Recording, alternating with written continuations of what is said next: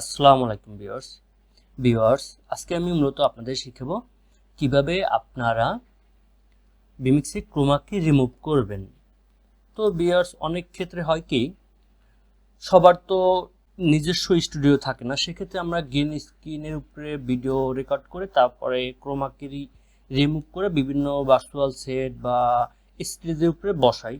তো যদি অন ইয়ারে করি তো অন ইয়ারে আমাদের লাইভ ক্যামেরা যদি সংযোগ থাকে সেক্ষেত্রে আমরা গ্রিন ফুটেজ ব্যবহার করব। ব্যাকগ্রাউন্ডে যে কোনো গ্রিন কাপড় বা যে কোনো কালার ওয়ালে কালার করে আমরা কিন্তু সেটা ব্যবহার করতে পারি। তবে সেক্ষেত্রে আমি সাজেস্ট করব যে কোনো গ্রিন কাপড় যেটা আছে সেটা ব্যবহার করার জন্য। সেক্ষেত্রে আপনারা ভালোই পাবেন, অবশ্যই লাইটিং যেন ভালো থাকে। যদি পর্যাপ্ত পরিমাণ লাইটিং থাকে সেক্ষেত্রে আপনারা ক্রোমাকিটাকে একেবারে ভালোভাবে রিমুভ করতে পারবেন। এবং যদি আপনার ভার্চুয়াল সেটে বা বিভিন্ন স্টেজে নিয়ে আসেন তখন বোঝা যাবে না যে এটাকে আপনারা আর্টিফিশিয়াল কোনো কিছু ব্যবহার করছেন, তো বোঝা যাবে এটা অরিজিনাল টাইপের। তো এবার আমি দেখাচ্ছি আপনারা কীভাবে vMix-এ ক্রোমাকিটা রিমুভ করবেন।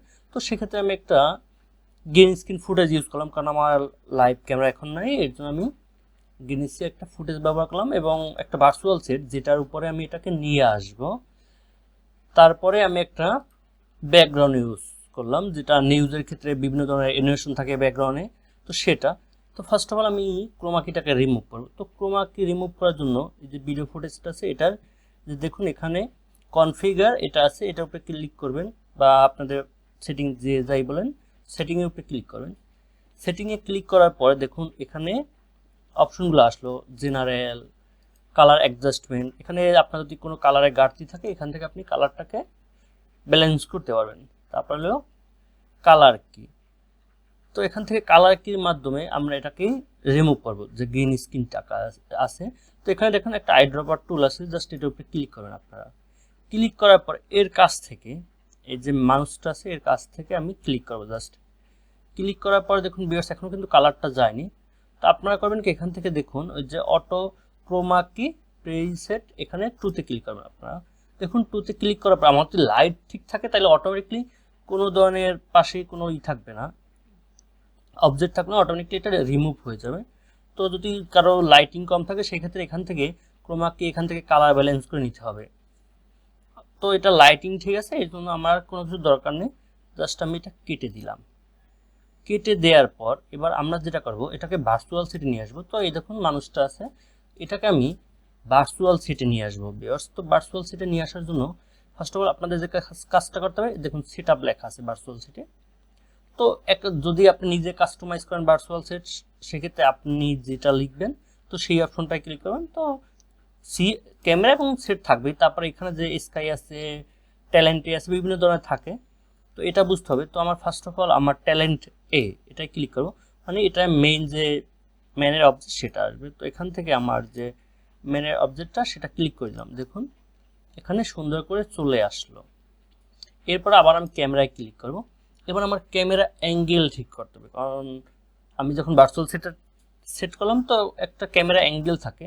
তো ক্যামেরা অ্যাঙ্গেলটা ঠিক করার জন্য এখানে দেখুন যে ক্যামেরার নিচে যে কটা অ্যাঙ্গেল আছে এই কটাকে আমি ঠিক করবো। তো ফার্স্ট অফ অল আমি এটার উপর রাইট বাটন ক্লিক করব। রাইট বাটন ক্লিক করার পরে দেখুন ভার্চুয়াল সেট জুম ইডেট এটা নামে একটা অপশন আসবে, সেটা দিয়ে আমি জাস্ট এটাকে একটু আমার পজিশন মতন বসাবো। তো এটাকে আমি চাইতেছি ফুল ফেসটাকে ক্লোজ শট নেওয়ার জন্য, তো ফুল ফেসটাকে ক্লোজ শটে নিলাম। ওকে, এবার আমি একটু দেখি চেক করে যে আসলে ঠিক আছে কিনা। ফুল ফেসটাকে নিয়ে আসলাম।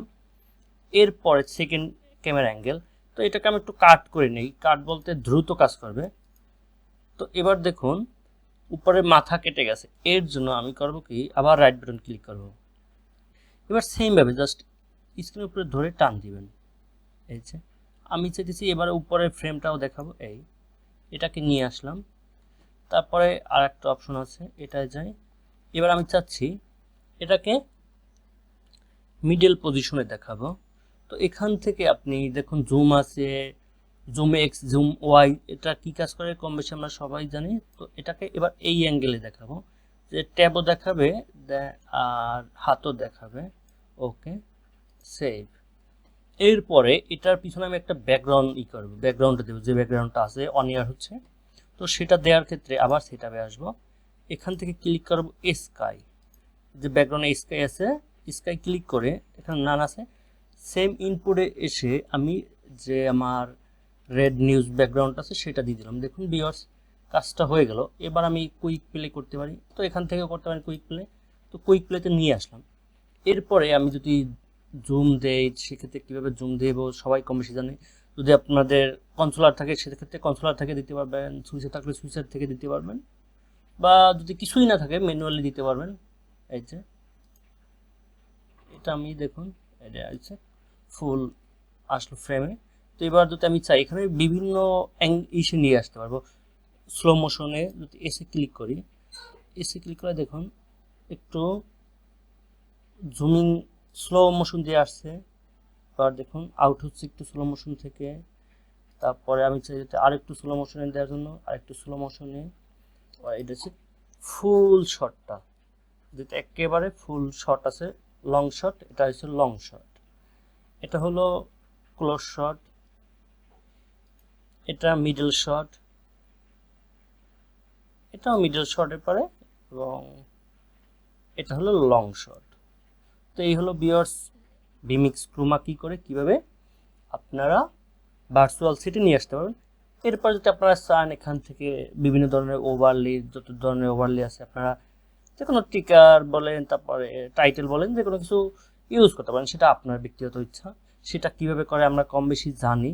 তারপর আমি একটা দেখাই দিই, জাস্ট এটাকে নিয়ে আসে আমি ওকে করে দিলাম।